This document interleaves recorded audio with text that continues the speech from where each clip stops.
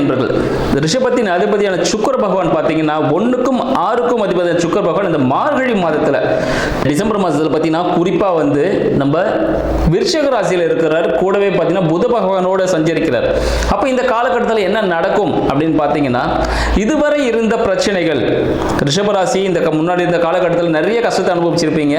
இதுவரை இருந்த கஷ்டங்கள் எல்லாமே மாறி பொன்னாகக்கூடிய ஒரு காலகட்டமாக இருக்க போதுன்னு சொல்லலாம். நண்பர்களே, சரிங்களா, இதுக்கு முன்னாடி பகைவர்களாக இருந்தவங்களும் உங்களோட நண்பர்களாக ஆகக்கூடிய ஒரு காலகட்டமாக இந்த காலகட்டம், இந்த மார்கழி மாதம் உங்களுக்கு விளங்க போதுன்னு சொல்லுவோம்.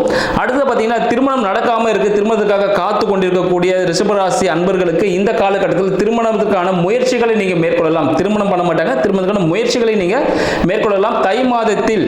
சரிங்களா, தையிலிருந்து வைகாசியில் தங்களுக்கு திருமணம் அமைவதற்கான ஒரு அருமையான வாய்ப்புகள் உண்டு, நண்பர்களின் உதவியோட.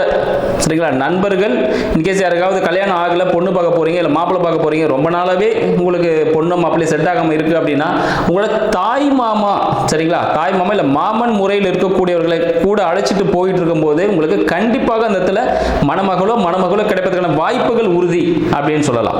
ஏன்னா கூடவே புதன் இருக்கிறார். ஸோ அதனால பார்த்தீங்கன்னா நீங்க கண்டிப்பா வந்து கூட வெங்கடேஷ் அப்படின்ற ஒரு பேரை கொண்டவர், ஸோ அவரை நீங்க இருந்தாருன்னா உங்க ஃபேமிலியில கண்டிப்பா அவர் கூட்டு போங்க. நண்பராக இருந்தாலும் பரவாயில்ல, வெங்கடேஷ் இருக்காரா கூட கூட்டு போனீங்கன்னா கண்டிப்பா உங்களுக்கு கல்யாணம் ஆயிடும். யாரெல்லாம் ரொம்ப நாளாக கல்யாணம் ஆகாம தவிச்சிட்டு இருக்கீங்களோ உங்களுக்கெல்லாம் கல்யாணம் ஆகக்கூடிய ஒரு வாய்ப்பாக உண்டு. இன்கேஸ் தொழில் துறையில், சரிங்களா, புதுசாக நீங்க ஒரு பிசினஸ் ஆரம்பிக்கிறீங்க, ஒரு கூட்டு தொழில் ஆரம்பிக்கக்கூடிய ஒரு யோசனையில் இருக்கீங்கன்னாக்க நீங்க கண்டிப்பாக கூட்டு தொழில் ஆரம்பிக்கலாம். இந்த காலகட்டம் உங்களுக்கு சாதகமான ஒரு காலகட்டமாக இந்த காலகட்டம் இருக்குன்னு சொல்லலாம்.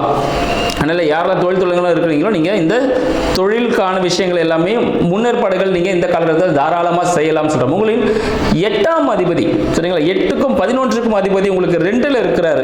ஸோ குரு பகவான் என்ன பண்ண போற, மறைமுக வருமானங்கள், மறைமுகமாக உங்களுக்கு எப்பயோ ஒரு இன்வெஸ்ட்மெண்ட் பண்ணியிருப்பீங்க, அது உங்களுக்கு அபரிமிதமான ஒரு ப்ராஃபிட்டை இந்த காலகட்டத்தில் வழங்குவதற்காக தயாராக காத்துட்டு இருக்கு அப்படின்னு சொல்லலாம். ஸோ மறைமுகமான வருமானங்கள் தங்களுக்கு கிடைப்பதற்கான வழிகள் உண்டு. மறைமுக வருமானம் என்ன பார்த்தீங்கன்னா, உங்களோட இதுக்கு முன்னாடி யார் கூடயாவது நீங்க ஒரு சைலண்ட் பார்ட்னரா இருந்திருக்கலாம். சரிங்களா, அவர் வந்து ஒர்க் பண்ணியிருப்பாரு, நீங்க சைலண்ட் பண்ணா அமௌண்ட் மட்டும் இன்வெஸ்ட் பண்ணலாம். அந்த அமௌண்ட் உங்களுக்கு ப்ராஃபிட்டாவே வந்து சேரும். ஏதாவது நீங்க இன்சூரன்ஸ் எதனா போட்டிருந்தீங்கன்னா அந்த அமௌண்ட்டும் உங்களுக்கு முதிர்ச்சி அடைந்த நிலையில உங்களுக்கு வந்து சேர்வதற்கான வாய்ப்புகள் அதிகமாக இருக்குன்னு சொல்லலாம்.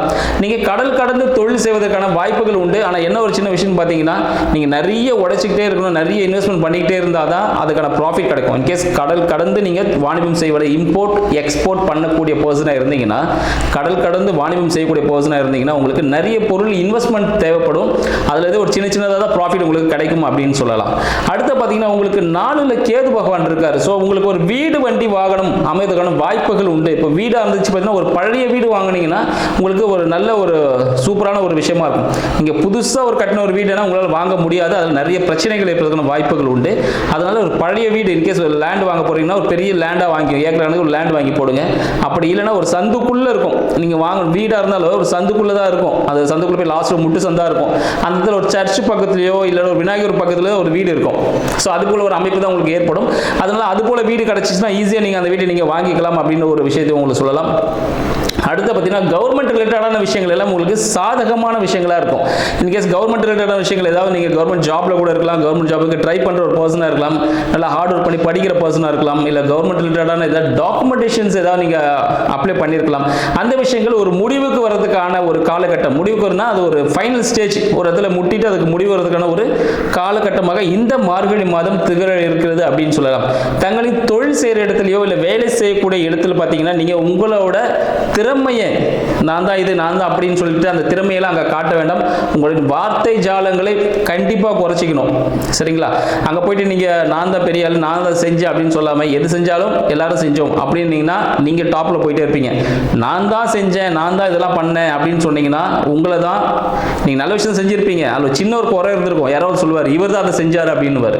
அதனால வார்த்தைகளில் மிக மிக கவனம் தேவை. சரிங்களா, வேலை செய்யக்கூடிய இடத்துல பார்த்தீங்கன்னா உங்களோட டேலண்ட் காட்டுறேன்னு சொல்லிட்டு உங்களோட ஃபுல் எனர்ஜியை போட்டு அங்கே பெருசாக பண்ணணும்னு நினச்சி பண்ணாதீங்க. அது சொதப்பலான ஒரு விஷயமாகவே முடியும், கெட்ட பேர் வேறு கிடைக்கும் அவ்வளோ ஒர்க் அவுட் பண்ணிட்டு. அதனால பெருசாலாம் ட்ரை பண்ண வேண்டாம். நார்மல் ஆவரேஜாக என்ன வேலை செய்வோமோ அந்த வேலையை செஞ்சுட்டே வந்தீங்கன்னா வாழ்க்கையில் நீங்கள் வெற்றி பெறுவதற்கான வாய்ப்புகள் உண்டு.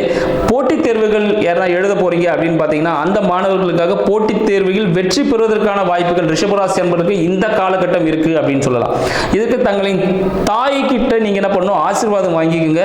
பச்சரிசி தானம் கொடுங்க, சரிங்க. பச்சரிசி தானம் கொடுப்பது மூலமாக நல்ல விஷயங்கள் உங்களுக்கு சீக்கிரமா கை கொடுறதுக்கான வாய்ப்புகள் அதிகமாக இருக்கு.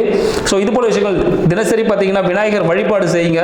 இதெல்லாம் இந்த மார்கழி மாதத்தில் எவ்வளவு நீங்க தான தர்மங்கள் செய்கிறீங்களோ அந்த அளவுக்கு உங்களுக்கு இரட்டிப்பு பலன் கிடைப்பதற்கான வாய்ப்புகள் உண்டு.